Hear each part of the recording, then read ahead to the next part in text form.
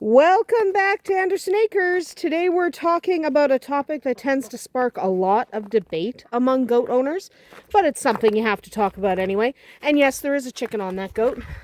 It's just the way it is.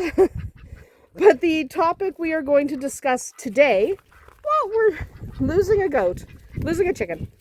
The topic we're going to talk about today is disbudding. Disbudding is basically stopping the horns from growing on little baby goats. Okay, it's not dehorning.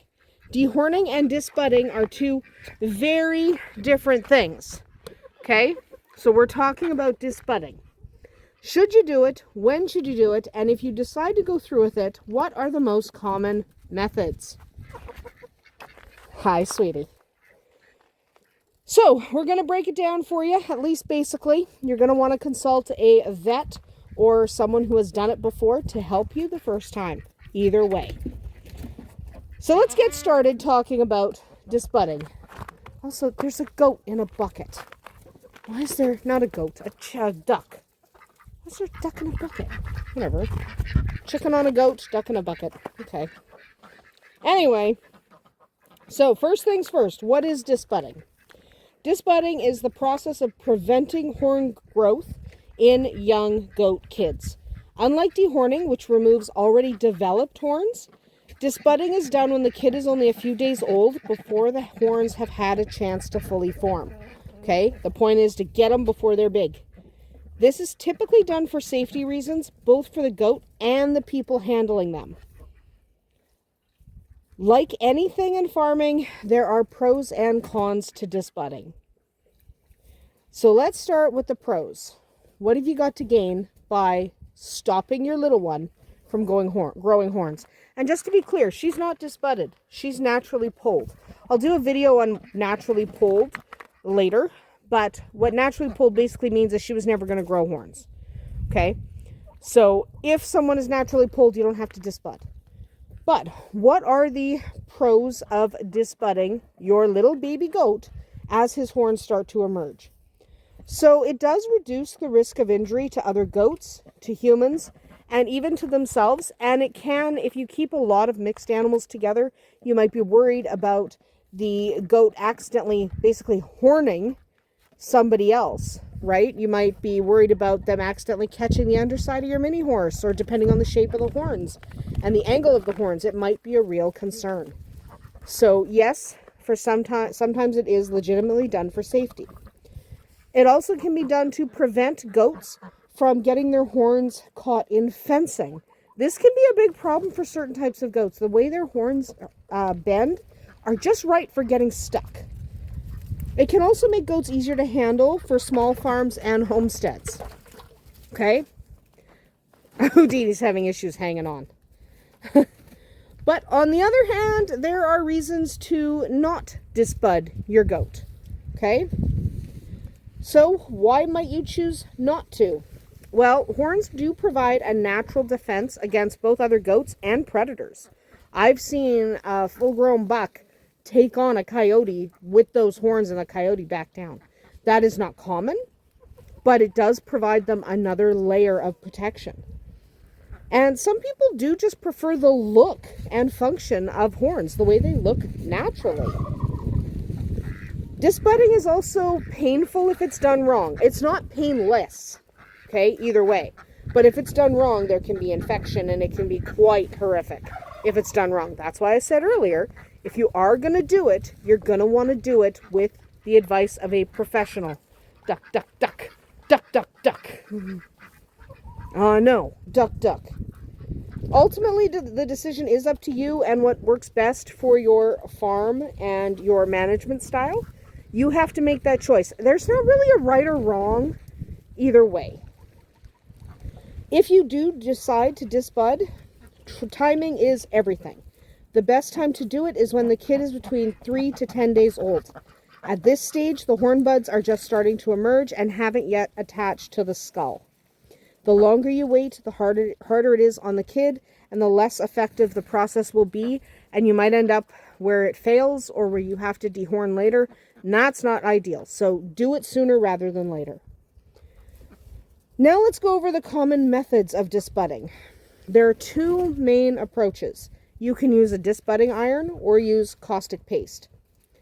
The disbudding iron is the most commonly used method. It uses a hot iron to cauterize the horn bud, preventing further growth. It's quick, but it does require a lot of skill to avoid burns or incomplete disbudding. If you want to use the iron, the disbudding iron, you definitely need someone to show you how to do it. Your livestock vet probably knows. They can show you, or they can just do it for you. It is okay to hire someone to disbud the babies. Okay? It's 100% okay to say, you know what? I don't want to do this myself. It's okay to do that. If you're not comfortable disbudding, but you want them disbudded, you can just call the vet and have the vet do it. It's fine. There are things you can do yourself at home, and there are things you might not be comfortable with. It's okay to not be comfortable. So if you're not sure what you're doing, call your vet, call a small livestock vet, and have them do it. They've probably done it 100 times. Okay? Now, the disbudding iron is quite effective, but again, it requires experience. If you're new, have somebody walk you through it. It's okay not to do it all yourself. If you are interested in doing it yourself, you need to make sure you are shown how to do it. A YouTube video won't do it. I'm all for YouTube videos. That's where you found me, is here on YouTube. But a YouTube video is not sufficient for disbudding a young goat. Okay? It simply is not. So make sure you get someone to show you. Whether it's your vet, whether it's another goat keeper, it doesn't matter. As long as the person is good at it, knows what they're doing, and can show you what to do. The second method is caustic paste. This is a chemical paste that is applied to the horn buds that kills the growth cells. It's less immediate pain, but you have to apply it really carefully to avoid contact with the other skin. You don't want to burn their skin, just the horn buds.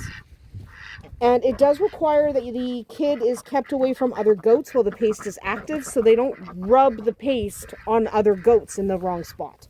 Okay? Don't peck her. Be nice. Don't peck the goat.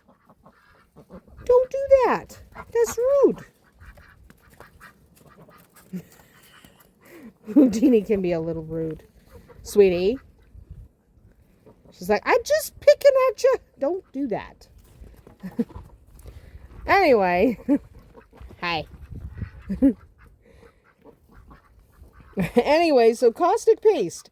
It can be a good option for those who are uncomfortable using the hot iron, but it does take longer to work and requires a little bit extra management. Okay? So, regardless of the method you use, aftercare is crucial. You're going to want to keep the area clean and dry, watch for signs of infection, of course, and you're going to watch for signs of pain. If your goat is hurting, you need to address it. You need to get the vet to give you pain meds, or you need to take a look at the site and see if there's something going wrong, whatever. But you do need to address it, okay? Don't let them be in pain. It's not fair. You also want to provide extra comfort and care for the kid, for the baby, for a day or two, because they're babies and it was traumatic and they need a little extra loving, okay? Be there for them. I am not going to show you how to do either method, and the reason for that is I really do want you to get a professional to show you how to do it. If I do it myself, I do the paste, okay? Just because I'm not dealing with the iron. If I get my vet to do it, he uses the iron, the disbudding iron. It smells, I'll warn you, it does smell, and he's really good at it. Like, he's done in a hot minute. And there's never any complications. If I'm doing it myself, I use the paste because I am not going to muck around with a hot iron. The disbudding iron can be a little intimidating. So I'm not going to muck around with that. You might be more up for that. I'm not. If I do it myself, caustic paste. If I get the vet to do it, iron. The iron is quick and easy, and it smells, and the baby's going to scream a little bit, yes, but once it's done, it's done. Honestly, I don't really disbud very often. Okay? Unless I'm disbudding for a very particular reason, usually I leave my goats with their horns intact. That's why our little Gandalf had his horns. We don't normally disbud. When we do, we usually get the vet to do it. The one time I've done it myself, I did use the paste. I'm not going to muck around with the iron. But it's a judgment call, right? Whether you do it at all, what you use, It's entirely up to you and really depends on your own setup. That's about it for us here today at Andersen Acres. Drop a comment below. Do you disbud your goats or do you let them keep their horns? I'd absolutely love to hear about your own experiences, and Armin's about to leave. So, we'll see you tomorrow.